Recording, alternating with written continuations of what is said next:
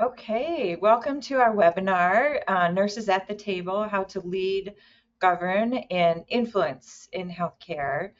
Um, and if you are here looking to expand your influence as a nurse, you've come to the right place with my two panelists today.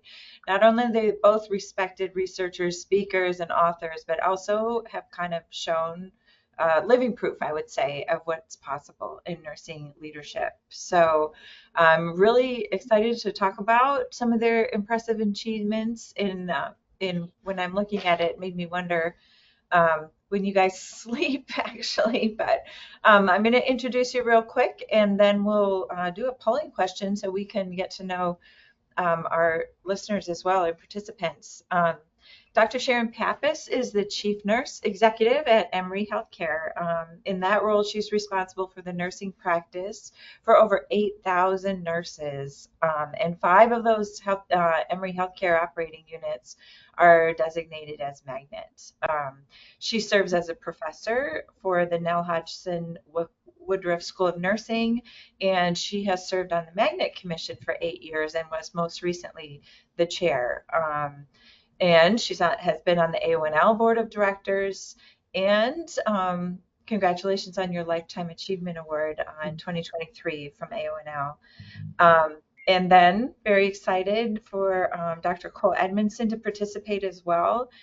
Cole, you're just the perfect person to take the reins of Nurses on the Boards Coalition, where you're the new CEO and where he is championing the presence of nurses in key leadership roles to shape the future of healthcare. He's been a chief nursing officer at health systems and also an industry chief nurse executive, which is the role that I'm in now. And also served on numerous boards such as ANCC, AONL, Texas Hospital Association. So this is, you two are going to be great in the next hour to give some advice. And so before we get started, though, we're going to just run a quick poll for those who are listening to just give a feel. And we've got a few other polls that we'll run throughout. But are you currently serving on a board? And if not, are you interested now or not really considering it at this time? Um, Sharon and Cole, can you see those responses coming in? Yeah, this is Okay, great. it is a mix. Um, so a good percent are already serving on boards who probably have wisdom to share, and feel free to use that chat feature for comments as well as questions. And and I love it that 84% are, currently either on or considering. So thanks, Maddie.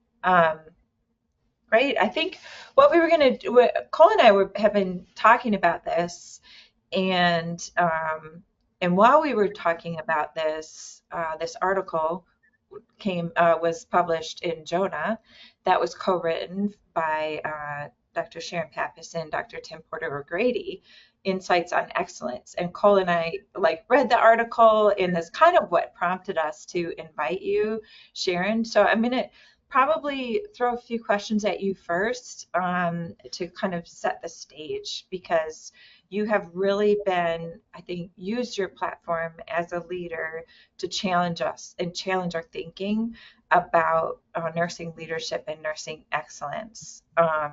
So I think one thing that came out in the article really to me that hit me was, how can we make sure we're focusing on nursing excellence that is not just only internal nursing practice, but also how our the expectation to influence externally as well. Sure, and that article was not something that Tim and I just sat down and thought up one day. It was something that really culminated from both of our different experiences out in practice settings and on boards ourselves. And one of the things that has gotten crystal clear with me as we think about our healthcare industry, in that sometimes the way those of us who are employed or practice in a healthcare industry it's easy for us to just see ourselves internally, like what are our rankings? What are we a magnet organization and et cetera. But when you flip that and you consider the way that patients see us, it's very different. Patients see us as what I call horizontally, because they travel across different settings of care. And a visit to the hospital might be just a blip on their healthcare continuum. And so, that comprehensive view of the healthcare industry is something that is really taking front row on how we as operators look at ourselves, and particularly the way that boards look at us. And I'll just be really honest, I think that when you look at the whole value-based payment system, that's the way it forces us to look at ourselves as well. Not just, did you do well today when you were in my hospital, but how did my health care system serve your comprehensive needs across a lifetime? And I think when you think about it that way, it really does remind us that we need to be externally focused as well as internally focused, and think not only about how well are we doing internally, but mostly how well are we doing in our communities. And so I think that's one of the nuances that's evolved over the last decade. I think that was one of the aha moments for me. Like, I think it was 12, 15 years ago that I was a Magnet program director. It was Mhm. 12 to 15 years. It was, it took 3 years to do. You really are forced to dive into the nursing code of ethics. And that really, I learned and kind of took to heart that external part too, that we have a duty to serve the public, not just in our current role. So that's a great reminder, and another reason why we need to be influential. Um, I forgot to ask an icebreaker question, but I'm going to do that now anyways. So I wanted to ask in the beginning, and I'll start with you, Cole. You started as a clinical nurse, as did I, and as did Sharon. But Mhm. what was the thing that kind of prompted you into your first nursing leadership role? Well, thank you, Elizabeth, and thank you, Sharon, for being here. It's such an honor to be here and to be a part of this conversation. I've been in nursing for 35 years, chief nursing officer, chief clinical officer, as you said, Elizabeth, in the industry as well. But I still remember the very first opportunity I had to serve as a nurse leader. And it was literally 6 months out of school. I got tapped on the shoulder and said, "Would you be interested in a supervisor position in our ICU on the day shift?" And of course, my question was, what does that mean? And the answer was beautiful, which was you get to be both clinical and leadership. And so you can see if you like it, and you can really try and put this on and see if it's a fit for you, and if you still get to be clinical, which is what I loved so much. So it was someone talking to me, recognizing in me that maybe I would be a good leader, and stepping into that role, I absolutely loved it because I realized also that I had the opportunity to impact even more lives. And if I was taking care of 2 or 3 patients, those lives were incredibly important to me. And then I also thought I get to serve the Mhm. people that are serving patients, and I can actually expand that influence and that impact and take care of the caregivers that are giving care to the people that we are able to serve in healthcare. So that's what really prompted me in that first leadership role, was the opportunity to do both things that one I knew I loved and one I thought I would love, which was leadership. And then it became a passion for me. Yeah. And that's a great lesson too, because leadership doesn't mean you have to not, give up immediately direct patient care. How about you, Sharon? What was your first leadership role? Yeah, my first leadership role was in a nurse. My formal leadership role was in a nurse manager. I, like Cole, had done some charge nurse roles and some other more clinically facing. But I think the one thing that really drew me to a more formal leadership role was how clear it was to me that the culture in an organization was such an impactful aspect of any place where nurses practice, because the impact of that culture influenced many outcomes. And, they could be people outcomes, do people come and stay? Do we retain people? Do these outcomes, does our culture produce teams that work together on the patient's behalf to create positive patient outcomes? And, does the culture contribute to the overall success of the organization? Because I always believe that I wanted my organization to do well because of nurses. And, I think that that has been, just an area that I see, as you ask us that question, preparing for this webinar, I thought, man, I see that culture thing just weaving in and out of my entire career.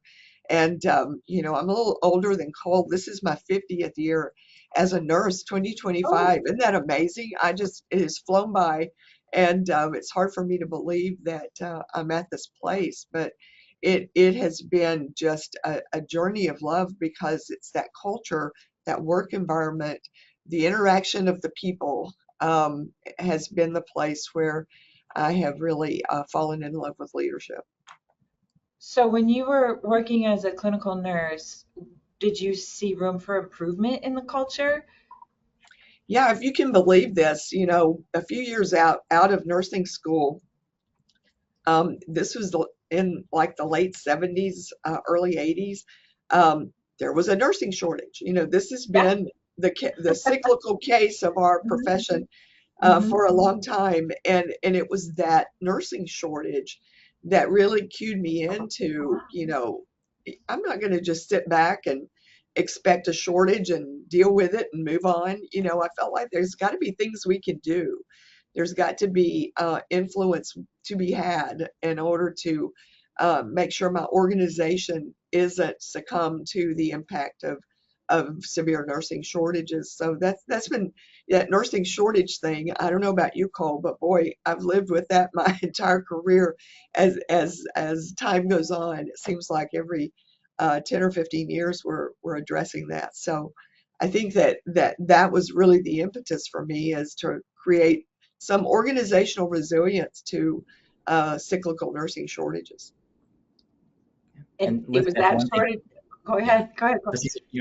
Building on Sharon's comments, one of the things I realized early on as a clinical nurse was the advocacy role that I had for patients, for families, for my profession, for the organization, and even for myself.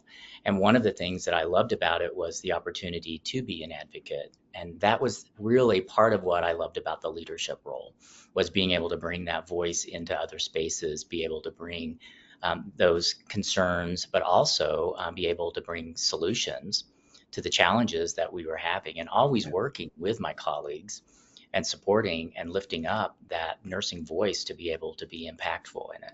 And so at one point I did this exercise with a colleague named Libby Spears, where you had to choose 3 words that really kind of fundamentally outlined your core. Like, you don't get up in the morning not thinking about these things. And for me, it was educate, advocate, and inspire. And those were the 3 things that kind of framed my world as a clinical nurse and as a leader, was the ability to do those 3 things with my colleagues and my peers, and within the organization as well, and for the organization. Paul, you identified those 3 words when you were a clinical nurse? Yeah, as a supervisor, it was one of the opportunities to really just think about what it was that I wanted to do, how I could serve best, and where I could support my colleagues the most. In that they've stuck with you? My entire career, all 35 years, to Sharon's point. Yeah, that is really neat. That is really neat. You're talking about the supervisor role just prompted me to remember mine it was my 2nd year as a critical care clinical nurse, and I had my evaluation, and my evaluation was really good, and I had not been tapped to be a charge nurse, and I kind of said, I'd like to be a charge nurse, like, why am I not being a charge? And they were like, oh, seriously? Oh, great. And then I was a charge nurse a lot, it was just like they hadn't even thought to ask me or that I would want to be. So, and I did enjoy that first leadership, role. And so I think that's the other thing is that we as nurses, it's okay to like seek it out, a leadership role if we're interested, let people know. So yeah, I was surprised that they were, I was surprised they were, like I got such a positive response. I thought I would have to work for it a little harder, but okay. And you touched on this already a little bit, Sharon, but the fact that nursing is viewed like as a cost center rather than an investment sometimes, and this is always been a challenge for our profession. And so I think when we're looking at outcomes, many of them, the types of outcomes you talked about, people and experience and are influenced by nurses. But what can we do to make sure that nursing impact is quantified and recognized, even in a financial way? Well, I'm going to read just a couple of sentences from the article you referenced, Elizabeth, just because I think they really kind of bring that all together. And it goes like this: nurses manage the majority of the quality, service, and cost levers of the system of care, where most of the dollars of health service are expended. They influence their use, they allocate the resources, they undertake the healing activities that provide most of the services related to the healing process. And when I think about the Emory Healthcare Board, we have a nurse on our board. And I feel like that at that table, there is always that person who understands that. Now, I want to take that notion just a next step, because it's quite common for boards to be viewing, how are we doing from quality? Our board has a patient quality committee of the board, so that subcommittee reports into the board. And so, we all have that quality and patient experience accountability. That's very common on boards. But what's not quite as common is to think about the cost impact of nursing care. And so this is something that I feel like I've kind of gotten on a soapbox about, because I believe that we should quantify that just like we do patient quality and patient experience, and think about the financial impact of nursing care. And I think you can do that in a couple of ways. I'm not such a big fan of nurses billing for what they do, because I feel like that perpetuates the fee-for-service system, which we're kind of going from fee-for-service to value-based payment. So I feel like that would kind of anchor us and hold us back. And I'm not quite sure that there's this bucket of money that somebody has and say, let's give this to what nurses do. It would just be a matter of cost shifting that from one place, or revenue shifting from one place to another. But my big advocacy is for nurses to be crystal clear on how much does it cost when you have a CLABSI or a CAUTI or a patient fall that we have to remediate. How much does it cost for those things? And if you think about value-based payment, what did my organization receive because nursing care was good in those same measures? And I think a lot of times we don't take time. I mean, we look at the bottom line, we look at how much money is left over after we pay the bills, but we often don't attribute some of that performance specifically to what nurses do. And I feel like that with a nurse on the board, you've got that conscience that understands that whole piece. I'll tell you just a quick story. We are in the process of implementing virtual support for nurses on the units, and one of the activities of the virtual care is for the nurse who is the hands-off nurse to complement the hands-on nurse in what they do, and they actually prepare the patient for discharge. And one of the surprises that we had was, oh my goodness, that one-on-one time with a nurse and a patient at discharge made such a difference that our readmission rate dropped, our length of stay dropped. And so the first thing we did is to quantify that and determine, what was the financial impact of a change in readmission? And I feel like that really anchors you back to what nurses do, and it Mhm. begins to reveal some things that many times are invisible. People Mhm. see nurses doing a lot of tasks, and I feel like we probably ought to not be known for that. Those are kind of some essential parts of our work. Maybe some we should give away to technology or to other people. But, let's don't be known for that. Let's be known for the knowledge aspect of what we do and make that more visible by talking about the outcomes that go along with it. So that to me is Yes. board activity. Amen. Oh, yeah. Mhm. Elizabeth, I want to kind of double down on what Sharon Yeah. just said, about the importance of nursing being visible, really the ability to measure the impact, and the influence and impact that nurses can have on boards. Especially hospital and health systems boards, in terms of looking at this, 6 to 9%, depending upon the survey you look at, actually have a nurse on their hospital or health system board with a vote. And there is a difference between being an ex officio member and also being a member and then having a vote on the board.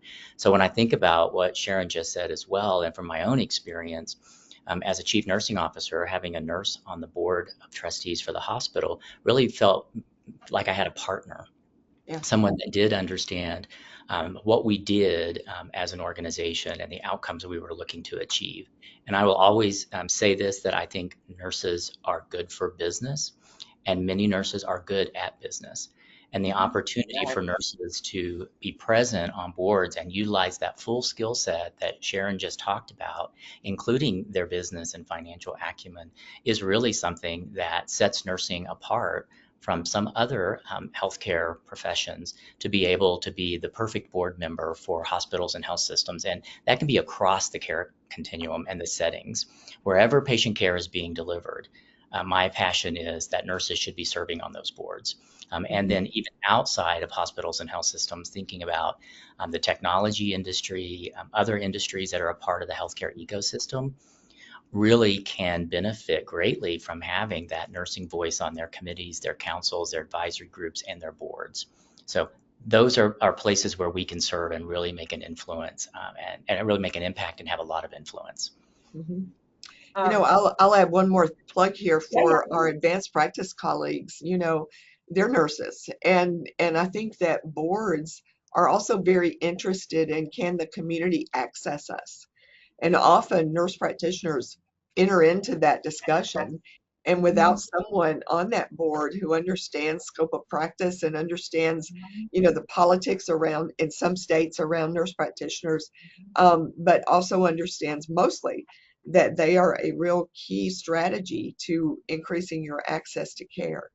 And I feel like that is something we don't talk about as much, but when you think about the minds of our board, they're thinking inward, did the hospital and the health system do okay? But they're also thinking about, do the people who live next door to me or who work for me in my business, can they get care when they need it? And Mhm. so I think it really becomes much more comprehensive discussion.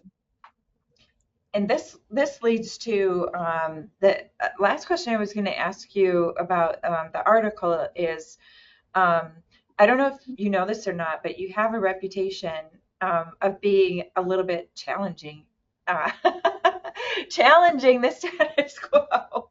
And I think you did that again in this article in with one of the actionable insights.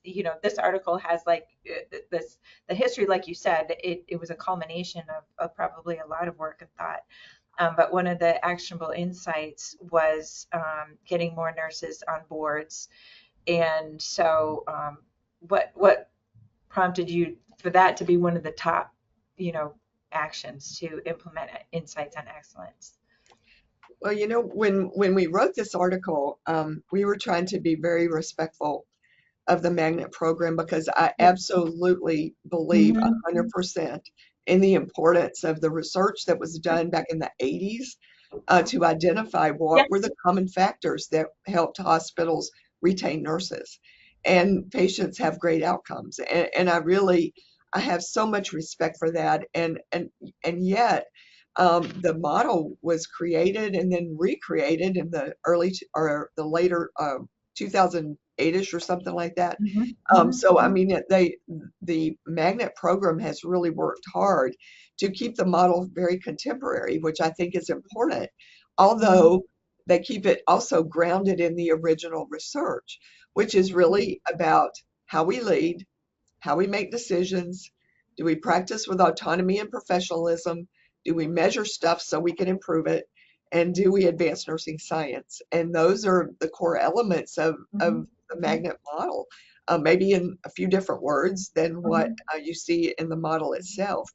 And I think it's the essence of that really is so critically important that we maintain. So we were careful in the article not to rock that boat because Mhm. it absolutely is true. The model is true. I had nurse CNOs from across the country during the pandemic emailing me saying, we're using the model to come back, to Mhm. recover. And I thought, that's brilliant. That's brilliant Mhm. because, not only is the model good to set a standard, but it's also a good active tool to help you prioritize what you're doing. And so that model is good. And now there's a study commission to actually evaluate the model just to make sure it's still contemporary. And what Porter O'Grady and I were actually setting out to do was to talk more about the magnet standards. And what do those standards require? And how do we demonstrate that we accomplish those 5 things? And so that was the encouragement that we were giving the commission, whose role is to set those standards and help the commission say, these might be some things that are now important in magnet organizations as they do their new manual.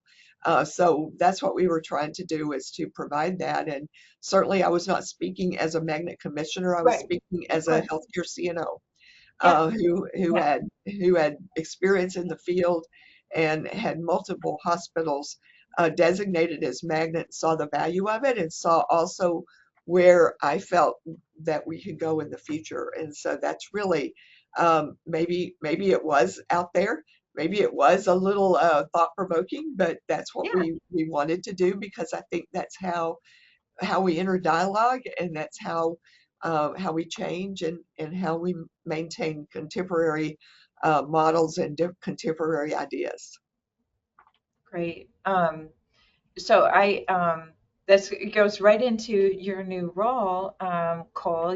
Recently you've taken the helm on the Nurses on Boards Coalition. And I remember hearing about it years ago, and I set up my profile because I was very excited about that concept myself. And I do serve on a few boards. But can you share us now? You've probably learned a lot, even the last several months, a little bit of the history in your vision for the Nurses on Boards Coalition.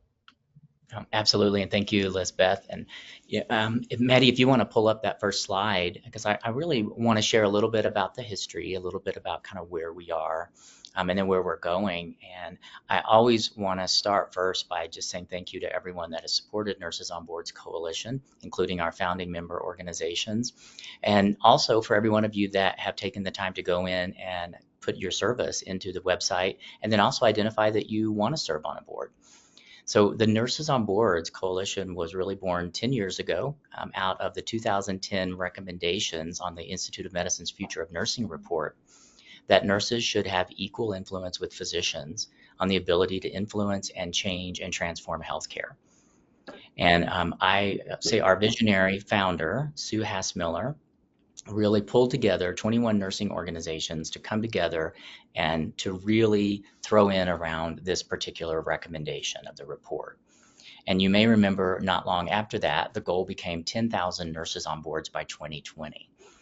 So this organization was really born out of collaboration.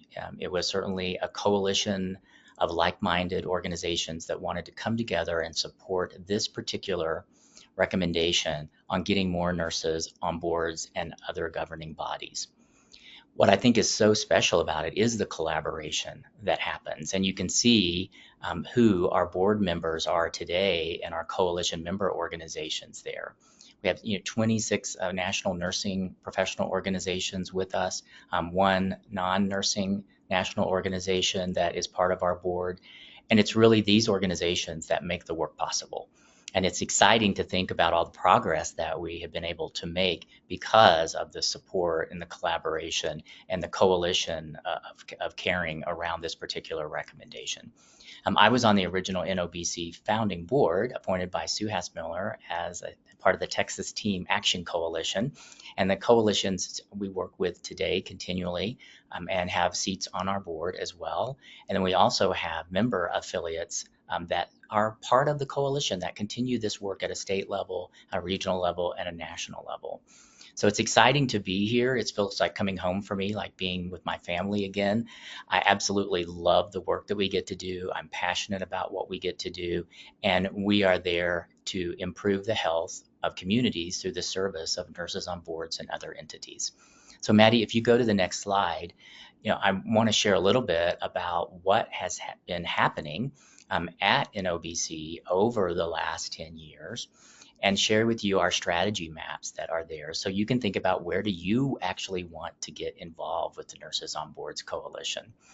And so again, our mission is really improving the health of communities through the service of nurses on boards and other entities.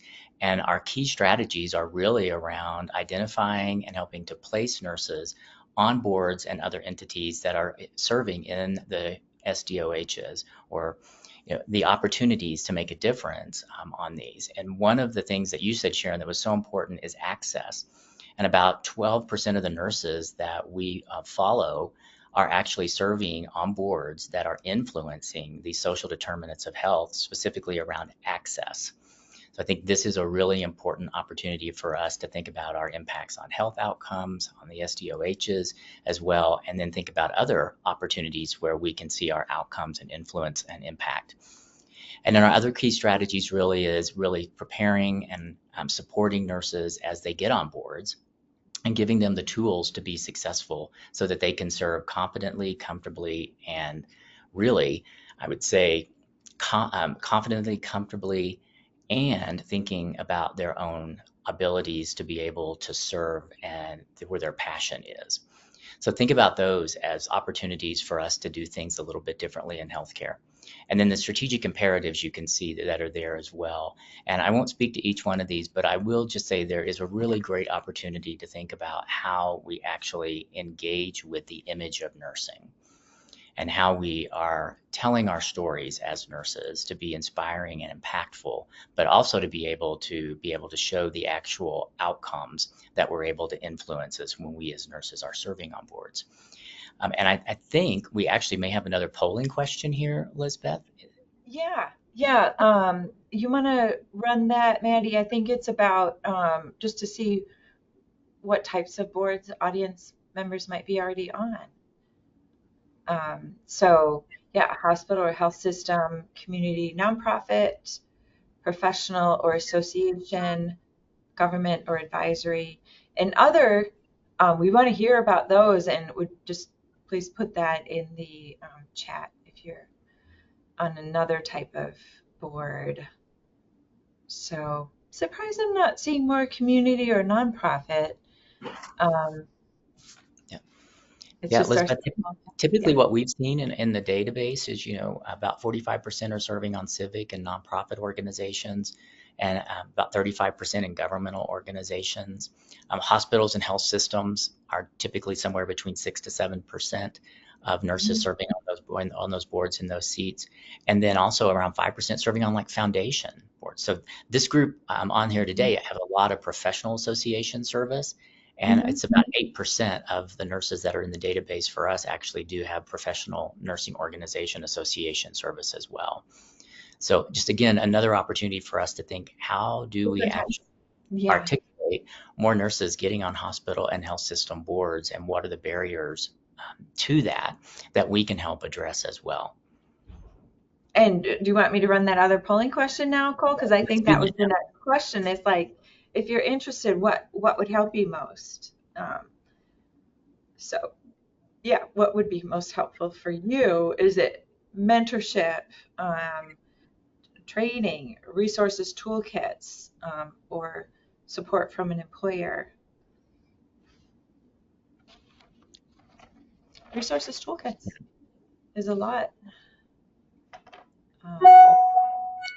I think it is part of the reason I think it comes about, and Sharon, you can speak to this really beautifully with your board service and your leadership service, is just as clinical is a different science than leadership, governance is different than leadership. It's all a part of leadership. However, there's an art to governance that is a little bit different than when you think about serving in an operational role or a leadership role in an organization. So learning the nuances of that is often one place where we find that most folks really want to have a toolkit or more preparation or support in understanding governance around strategy, fiduciary, quality, and really being able to serve the organization that they're on from a governance perspective. And Sharon, I don't know if you have comments on that, but you have so much experience in this. Oh, that is so true. And, we as nurses, we loved that high responsibility part of us.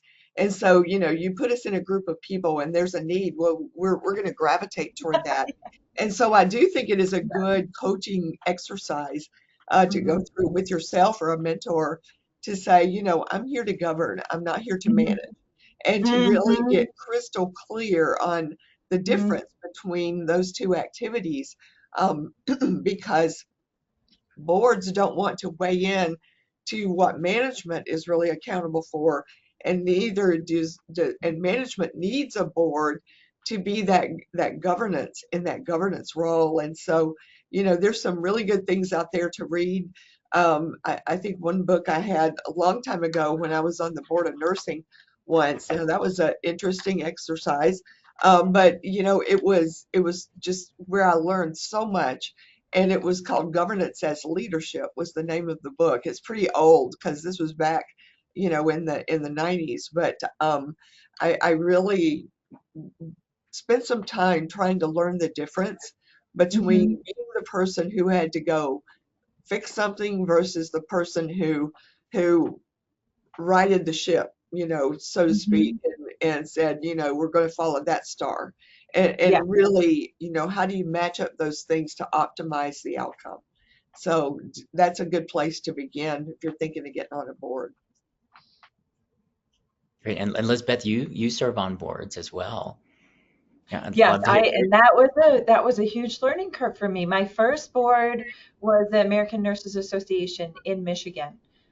So it was a state board, but we had an excellent executive director who, gave us a good book. I don't remember the name of it, Sharon, it's probably here, but kind of like, what is the role? And we did have good onboarding. And so I learned that difference, but then you kind of learn that difference through practice. And so, yeah, I'm on a community nonprofit board for women in recovery, and have done some government appointed and AONL Foundation.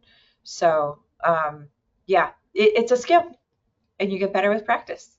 That's right. Yeah. So I can share a little bit, Lisbeth, if you would like, about kind of the 10 years of impact of the Nurses on Board Coalition. Yeah, where are you going? That slide.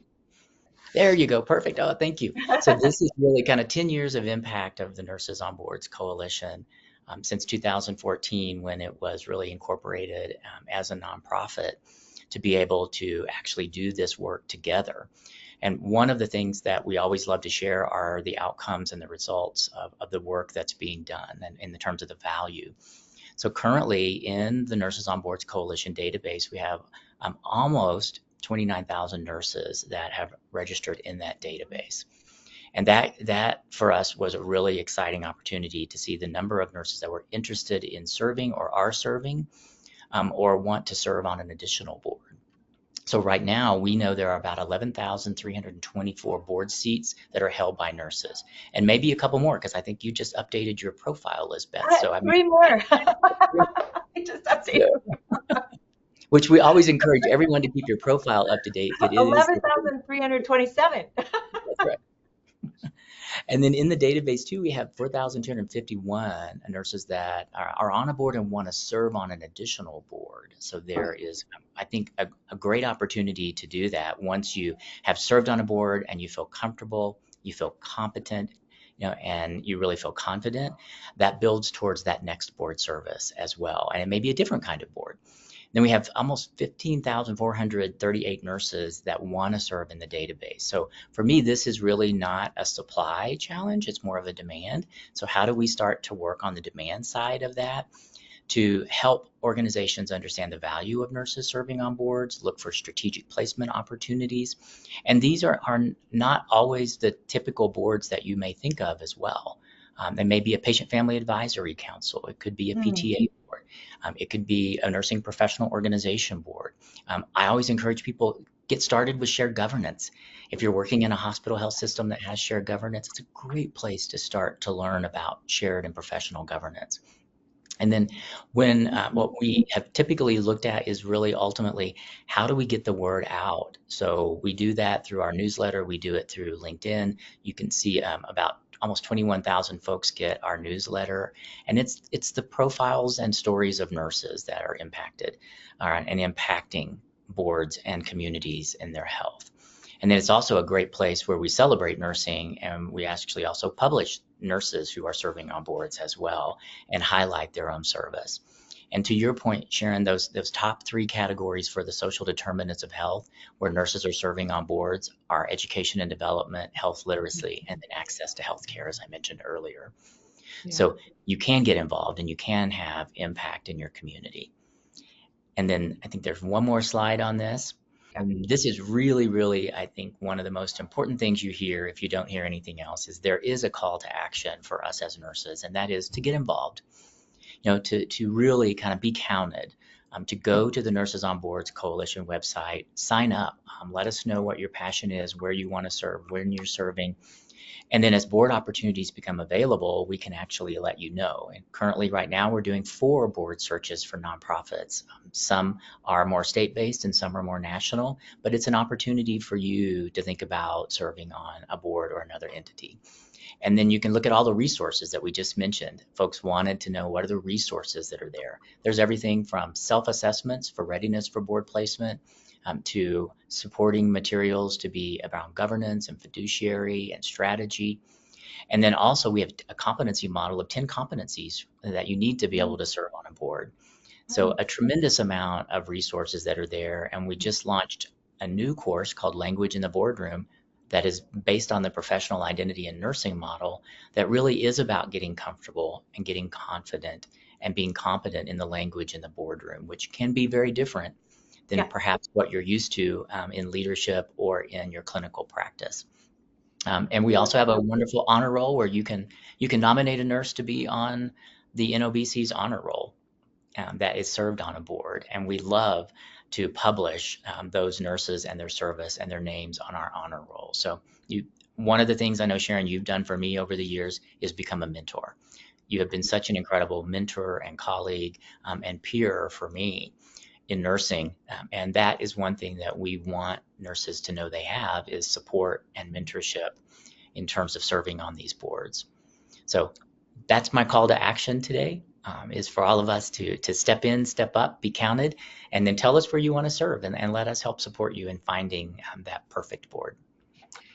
Cole, you make me think of, so sorry, Elizabeth, Cole made me think of something else that I've observed in the boards, particularly if they're multidisciplinary boards. If it's a board of nurses, then, it's a little different. But when you have, interprofessional mixture of different board members, one of the things nurses do so well is that we know the social aspects and the team aspects of our work, and nurses are a tremendous stabilizer, and we're action oriented and we're performance oriented, and so we also have those pieces that can really help boards to improve their team dynamic and improve their efficiency and improve their effectiveness. And I'll be so bold to say those who have nurses on them are moving faster than those who don't. Hands down, that. Yeah. So Cole mentioned a few ways people get started. Many of our participants answered that they're interested, and I think they must be interested to sign up and attend this webinar. So Cole, you mentioned getting started with shared governance, leveraging the tools of NOBC, or being willing, if someone taps you on the shoulder, like, yes, I can do this. And is there anything else that you would add, Sharon, for someone who might be in an earlier stage of their career, how to get started? Yeah, I'll kind of use myself and one of my daughters as an example, and it's called Start Where You Are. And there's always the need for leadership within our communities. And I'll never forget the first time I was asked to serve on the staff parish relations committee at church.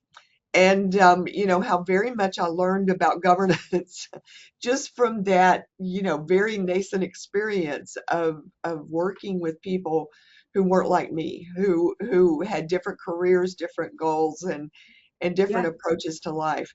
My daughter is finishing up a year on her HOA board. She's not a nurse, but she tells me a lot about, how much she has learned about influence, Mm-hmm. using influence instead of blind authority in order to get things Mm-hmm. done. And so, Mm-hmm. I think there's such value in many of our community opportunities. So if you're sitting there and you're like, well, where do I start? Well, I just say look around because you've got a big need, maybe in your schools, in your community. Maybe if it's something as simple as a church committee or governing body, or if it's something that's in your neighborhood, start there. Learn the skills, and don't be afraid then to just spread your wings a little bit more and engage, as Cole just instructed us, in all of the resources, and be willing to step up into a little larger scale. So that would be some other advice I would share. Great, great advice. I think you mentioned, Cole, start with your passion as well. And so I have a story that reminds me of that. So I was on the American Nurses Association board in Michigan, and I grew very close, and I began to trust and respect those members after being there for a while. So it was like a safe place. And we were talking about the opioid epidemic, and like, what can we do? And we were going to maybe do some, training on it, provide some training. And I kind of got emotional because I was like 2 or 3 years sober at the time. And I like, my heart was pounding, and then I just kind of came out with it. And I'm like, I'm a person in recovery, and I'm a nurse, and healthcare workers aren't immune to this. And that just opened up like all these doors. So somebody else was just stepping down from being on the board, our state board for the Health Providers Recovery Committee, which oversees our licensing, our nursing licensing, that oversees the program for people, healthcare providers struggling with substance use. And so she nominated me to step into that role, which I served and then was chair. Then I got to liaise with our Board of Nursing in Michigan, and I had some opportunities to advocate, very much so advocate, and it was just profound. And so I think to follow your passion is where you're going to get, the most fulfillment out of it. Yeah, and Um, I will also add, Lisbeth, one of the questions I get a lot is, you know, um, if I'm interviewing or I'm thinking about serving on a board or a committee or a council, what are some of the ways to prepare for that? mhm. And I know myself, I oftentimes go and do a lot of kind of look at their website, what their strategies are, their vision, their values, who's on the board, doing the research around that and kind of understanding the organization so that you can think about then how can you be a contributor to that? How can I help accelerate their mission and their vision and their goals as an organization using my nursing experience and my nursing framework? But at that point, to Sharon's point earlier, you are a nurse and you are there at the table, but you may be actually advocating for the organizational goals and not necessarily the profession of nursing. So understanding those KPIs, the key performance indicators, the strategies, their strategic plan is really important for that mission match for you. Simon Sinek said, nobody cares about your how or your what until they know your why. Well, I always say about board service, you should start with your why. Why is this important to me personally, Yeah, to professionally, make sure it's in alignment with, to mine? Yeah. yeah, So I think those are things that really kind of sustain us as we go through board service and are learning about how to do governance and be able to help support the organization in achieving its goals. So you have to believe in those, first of all. very good. Do either of you have examples that you can think of where the nurses' participation in the board really made a tangible difference from your own experience or others? Well, I will start by saying if you go to the NLBC website, you can actually pull up our newsletters and you can read hundreds of stories of Oh, nurses love that. Okay. sharing impact from their board service in all types of different kind of boards and governing bodies and committees and councils. And it's really incredibly inspiring. You know, one of the things that I've seen in my own board service is sometimes as the only nurse on the board, there was an opportunity to kind of bring in that humanistic framework, the health framework, and to be able to help shift some of the organization's view around its own culture to be able to be more of a positive and professional work environment for people, really measuring employee engagement where that wasn't necessarily being measured at the time that I went on to the board. And then thinking about our core, a lot of what the board needs to do, and I spend a lot of time in, is really thinking about the sustainability of the organization and the risk mitigation and the strategy and the outcomes that they're trying to achieve and the fiduciary responsibility. So one thing I always say for nurses that go on boards is if there's a finance committee, ask to be on it. You may not feel as comfortable or as confident or competent being on that part of the committee of that organization, but it's a learning opportunity for you as well. Because that's I the one. avoid the finance committee like the plague. No, finance is our friend. That's fun. Oh, anything else to add, Sharon, on that? I don't. I think Cole said it very well, and what a fabulous resource. Yeah. He just mentioned with the newsletters that to hear the testimonial of people who are doing that work of board work. And, you know, I honestly don't be on a board to think, okay, what have I accomplished here? You know, I think it's more servant. You know, you're a servant to the mission of whatever the organization is. And I'm glad that we've got some good testimonials as to how nurses have impacted. Awesome. And it's not a solo thing, you know, it's just the board and the organization accomplish these things. And so it's hard to, you know, take credit for one board member for that. But we had one very practical question that was submitted, and that is, are board memberships always voluntary, or are any of them paid opportunities? Man, So- Cole, do you know that answer? I've never been paid for my board duty. Yeah, so that's a great question, and it's one I get asked all the time is how do I get on a paid board position that has some kind of compensation versus a volunteer board? So both opportunities are available for people in terms of that. I think there are some corporate boards. There are other boards as well that do compensation. Some advisory councils that actually do compensation as well based on your experience. And what I always say the boards want from folks are time, talent, treasures, and ties. And time being the time you are going to invest in being on that board, being prepared for that board and participating.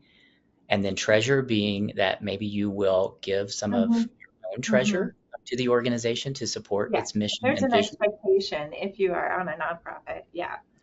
And then to bring others into that, which is the ties part of that, making introductions, bringing other people into it, identifying other board members. If you get a seat, make a seat, right? Bring others into that.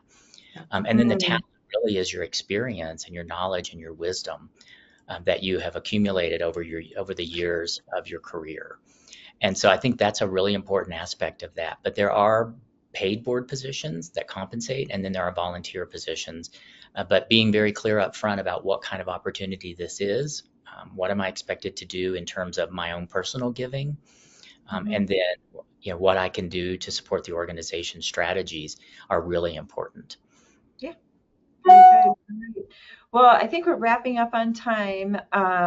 And so I love the title that we had, Nurses at the Table. And I've heard that old cliche, if you're not at the table, you're on the menu. So we want to be at the table, and we want to make more seats, like you said, Cole, for all these people that took the time to listen today.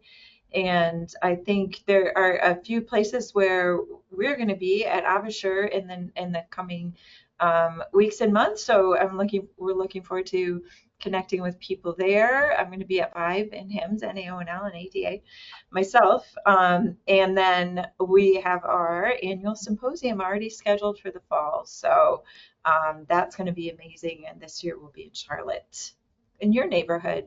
Not exactly, Sharon, but closer than Grand Rapids. Closer than California. Yes, that's true. Yeah. All right. Thank you both. This has been fun prepping with you.